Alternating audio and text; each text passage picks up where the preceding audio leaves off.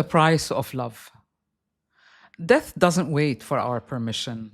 It comes uninvited, unplanned, and it changes everything in a single breath. It can be the loss of a parent, a partner, a sibling, or even a beloved pet who's been your silent companion through life's storms. But why does it hurt so deeply, even when we know death is part of life? Welcome to Unbox the podcast. I'm your host, Sahar Huneidi Palmer, intuitive life mentor and your guide to conscious living. This season is all about the power of your story. Rewrite your story. Reclaim your power. Today we're talking about a story none of us can avoid. The story of loss. Not just death itself, but the emotional aftershock it leaves behind. Is there a right way to grieve? And why can the loss of a pet unravel so many memories and emotions we thought we had laid to rest? To tell you the truth, death has been on my mind the past few weeks. My cat Kenyo, who I mentioned in the last episode, was battling aggressive cancer. It wasn't only his decline that occupied my thoughts, fast decline, but it was the way loss brings you face to face with the truth. As much as we can accept death intellectually, emotionally we wrestle with it. When my late husband died, I couldn't say the word died. It felt too final, too sharp. My heart was in unbearable pain. An old friend and a client from the States sent me a message that I have never forgotten. Sahar, take your time, grieve your way, wear black, white, or red, drink or pray, do what you feel, and do it well. It was such a relief to hear that. It was like permission to be human. But when my father passed away over 30 years ago, the response was different. Everyone said, "You've got to be strong for your mum now." And so I was. I didn't cry. I didn't crumble. I simply got on with it for 2 years. That grief went underground and my body held the score. My eardrum burst and I went deaf in one ear for months. I had a recurring shoulder pain that lasted as long as my silence. When the floodgates finally opened, I cried until my heart was empty. But in that emptiness, I healed. 13 years later, my brother died. It was a different kind of pain. Siblings are supposed to grow old together.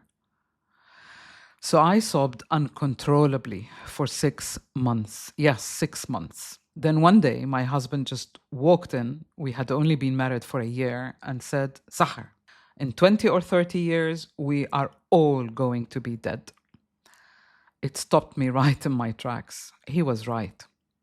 My sobbing, though natural, was robbing us of our time together. I wanted to be present for him. I wanted to live life while we had a life. 10 years later, he passed away. The shock and the grief were infinite. My friends insisted that I join them for a Sufi full moon meditation. I went not for me, I just wanted to be left alone, but to honor their care. We were asked to focus on our heart center. As soon as I did, I saw the full moon imprisoned behind iron bars. A voice whispered, "Why did you imprison me? You locked me out." I was taken aback. I realized my heart was completely shut. I wasn't feeling, I was armoring. Later that night, I replied to a friend's condolence email and I wrote, "It hurt so much." His reply was short. "That's the price of love," he wrote, and it was. I began to see my grief differently. I wasn't only mourning my loss, I was honoring the privilege of having been loved so deeply by my father, my brother, and my husband. Then one night, as I was still grieving, I felt something way down at the foot of my bed, as if someone had sat there. But no one was there. Instead, I saw like a hologram, a bus filled with people, people I knew, people I loved. And I heard my brother's voice say softly, "Life is a journey. We're all heading to the same destination, but some arrive before others." That moment shifted my grief yet once more.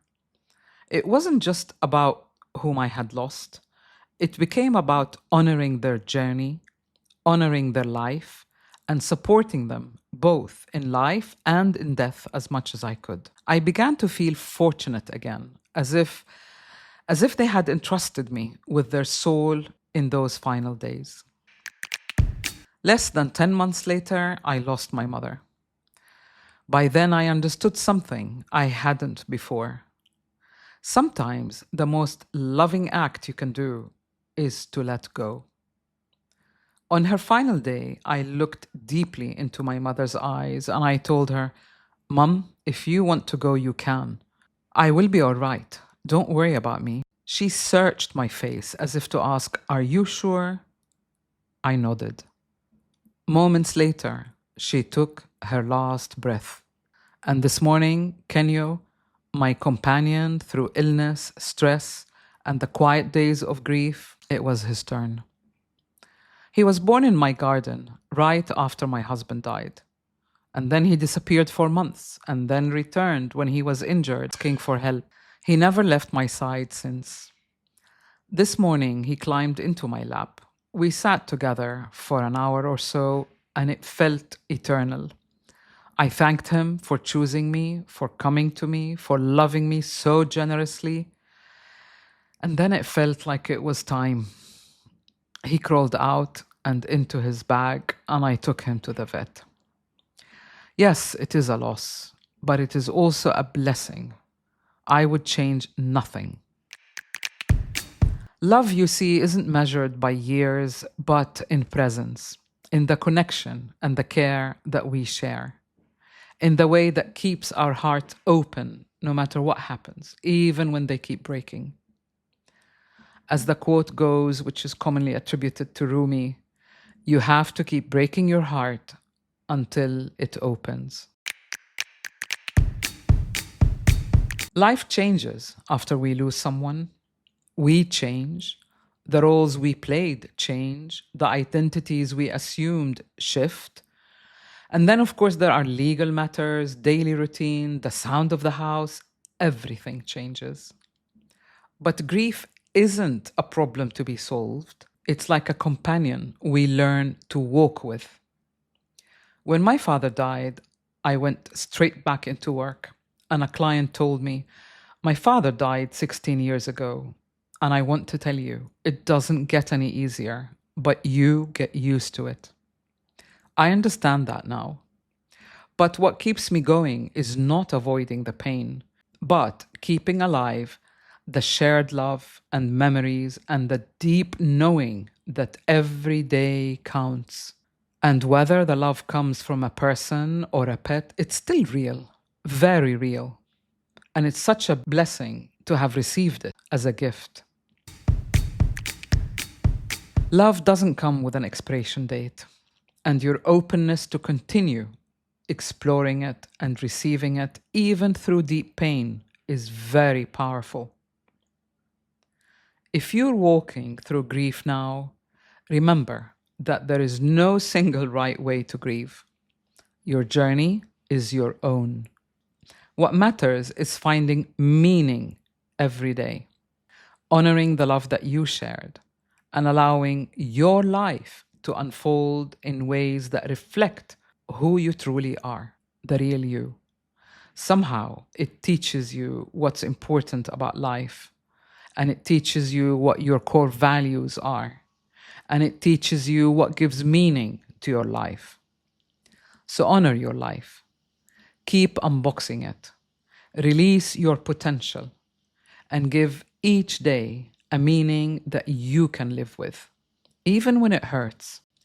Thank you for spending this time with me, and I'll see you next Tuesday on Unbox the podcast. If what you heard today touched your heart, follow and subscribe. And if someone in your life needs to hear this, please share it with them. You never know whose life you might change. You'll find more free tools, ebooks, and online courses at saharhuneidi.com/shop under online growth.